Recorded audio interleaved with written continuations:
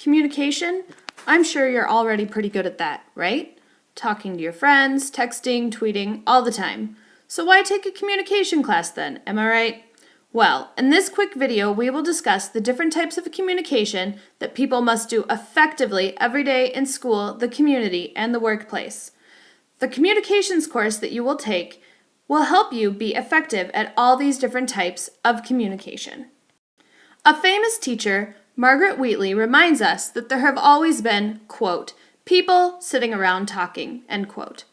All animals even communicate. Even some forms of plant life communicate with each other. However, if you think about the differences between humans and other plants and animals, humans have the ability to verbalize in words our communication needs. We use words to communicate with those around us to get our most basic needs, but also to express ourselves, inform others, persuade others, and explain ideas and concepts important to us.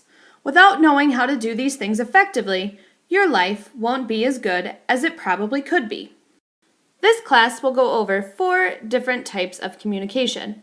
The first category of communication is speaking and presenting.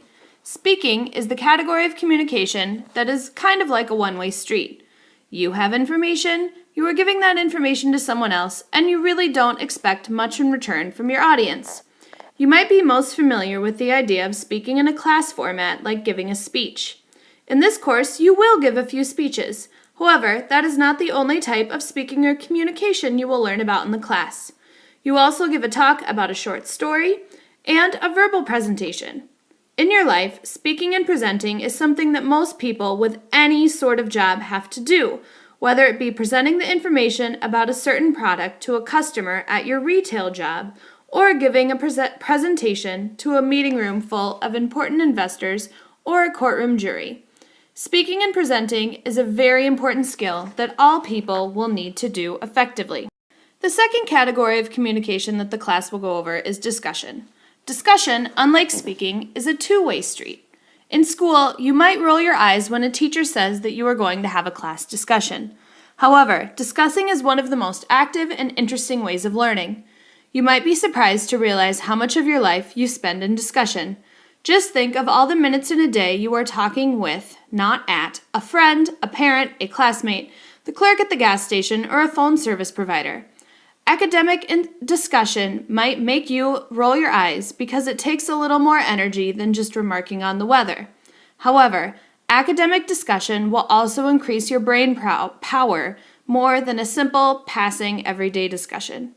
In this class, you will be having online discussions through our class site, as well as discussions with your teacher. The next category of communication is interviewing. Some of the most important instances of communication that you will encounter are interviews. You might have already gone through interviews for a job that you have. You will undoubtedly have to be interviewed for a job in the future again. Getting a loan or a mortgage takes an interview process. Getting accepted into certain types of colleges takes an interview. You might also be interviewing others someday, whether in your job, hiring a professional to work on your home, or hiring a child care provider. In this class, you will be interviewing either a staff member at the school or another classmate and writing an article based on that interview. The final category of communication in the course is performing. You probably don't do much performing in your daily life unless you are involved in music or theater. However, your favorite celebrities are all performers in some aspect. Performing is somewhat like speaking and presenting, except that you are generally entertaining your audience, and usually, in the case of theater and some types of music, you are not using your own words, but interpreting someone else's. In this course, you will be performing a read-aloud of a short story that you have read. In summary, you can see that between the 4 types of communication, it is an important and necessary skill to be successful in life. Performing, interviewing, discussing, and speaking will all be useful to you and help you be successful in the future. Each of the 4 types have their own demands. Hopefully, by learning about what communication is in this lesson, you will feel more confident in future lessons in communicating throughout the course.